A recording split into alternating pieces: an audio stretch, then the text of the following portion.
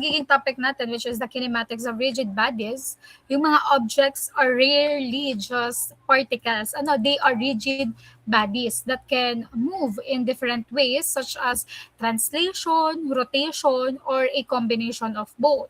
So, understanding the kinematics of rigid bodies, it will allow us to analyze how structures, machine parts, yung mga wheels, gears, and even vehicles move without worrying yet about the forces causing the motion. So, nagfo-focus lang siya class purely on describing motion, yung position, the velocity, and acceleration, which is essential before we move uh, in its topic. So, we will learn again how different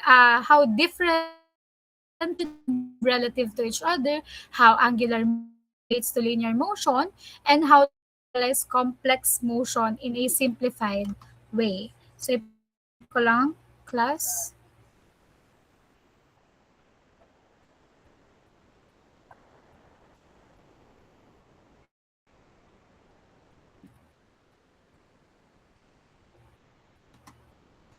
So, naka-share na ba sa inyo, class, ang aking screen? Yes po. Okay, thank you. Nagamit tayo ngayon ng pen tab na naman.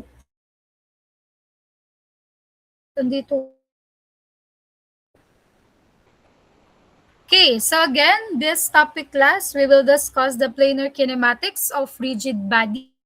So this study is important again for the design of gears, the cams, and mechanisms used for many mechanic ops. So for the planar rigid body motion, yan. So we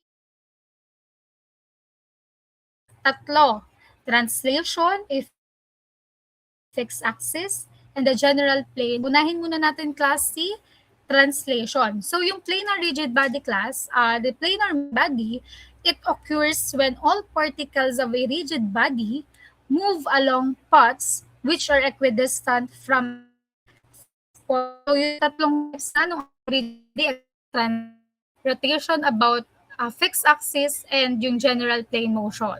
So unahin natin si translation. So for this type of motion,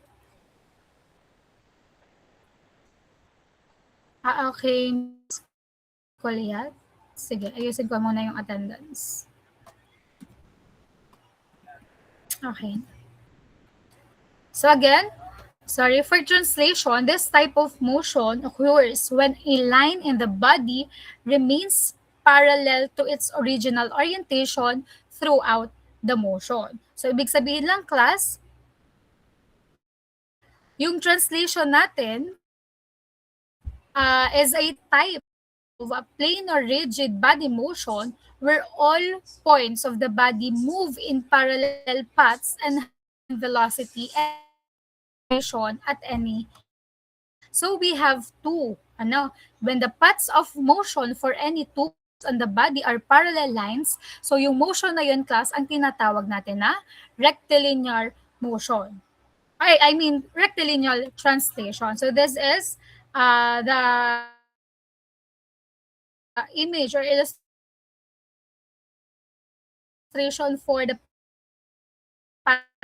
is that occurs along a straight line. Yung illustration, itong nasa letter A, adtor, moving up or down, it is rectilinear translation. Ng motion translation, yung naman na yan, class, ang tinatawag natin na curvilinear translation. So ito yung nasa illustration, letter B, yung path ng ating curvilinear. Pag curvilinear translation, motion niya, it follows a curve path. So, example lang, curvilinear translation, so a curve road. So, that is an example of curvilinear translation. Okay? So, again, ang tandaan nyo lang class, sinabing translation, so yung body natin ay magro-rotate. Kaya yung okay, position or mag-move lang siya along a curve line. So yung all points dyan sa translation ay merong same velocity and same acceleration. Okay? Naintindihan nitong si translation? Proceed tayo kay rotation naman. Okay, so kapag naman class sinabing rotation about a fixed axis, so ito class ang image or illustration ng pangalawa na rotation. So when a rigid body rotates about a fixed axis, all the particles of the body except those which lie on the axis of rotation move along circular paths. So dito class, kay rotation about a fixed axis, nagro-rotate lang siya, okay? About a fixed axis. Kaya nasabi na, rotation about a fixed axis. Okay? Yung translation niya, mag-occur siya sa reference plane and yung rotation is mag-occur naman about an axis perpendicular doon sa ating reference plane. Okay? So, ito ay mag-occur when a body rotates about a fixed axis or fixed point, and every point in the body moves in a circular path along that axis. Okay, next. Sige, dito naman class, kapag rotation about a fixed axis, ang tatandaan nyo lang dyan, meron dyang fixed point or merong fixed axis na hindi nagmo-move. Okay? All points, yung mga points ang magro-rotate around those axes, and yung motion natin dyan is purely rotational. So, kung dun sa kanina class, sa translation, meron siyang same velocity and same, ano pa sabi ko kanina? Same velocity and same acceleration. So, dito naman kay rotation about a fixed axis, ang pareho naman sa kanya class ay angular velocity or omega, and pareho yung kanyang angular acceleration or alpha. But different yung kanyang linear velocities and acceleration. Naintindihan? So magkaiba si translation and rotation. Kanina same velocity and same acceleration. Dito kay rotation, ang pareho ay angular velocity or etong, sige sulat ko. Angular velocity or omega or angular acceleration or yung alpha. The next, yung pangatlo na class, yung general plane motion natin.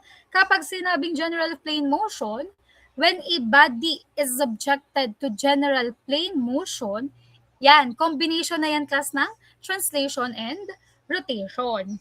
Yung translation, mag-occur siya again sa reference plane, and yung rotation naman mag-occur siya about an axis perpendicular to the reference plane.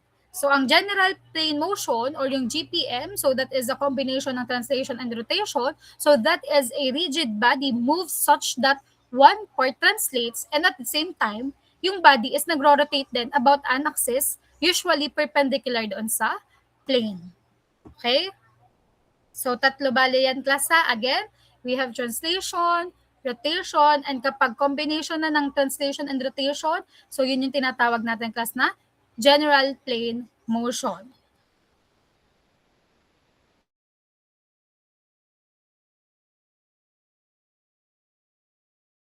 Okay, may question?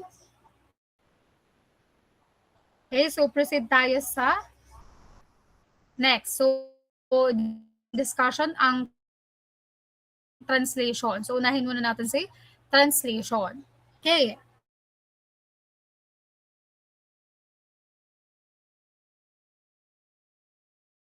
Or curvilinear translation is y figure. Okay? So, yung location B, on the body are different with respect to x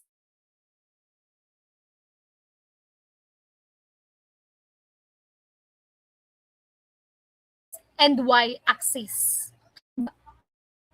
B.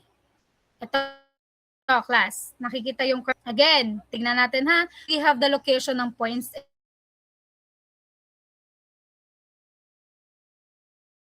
A, and with respect to fix x and y, position vectors r sub A. So, ito yung ating position vector na r sub B. Okay? To r sub A. So yung translating na x prime, so ito, translating x prime prime. So ito yung coordinate which is fixed dito sa body and has its own origin at A. So meron siyang origin at A.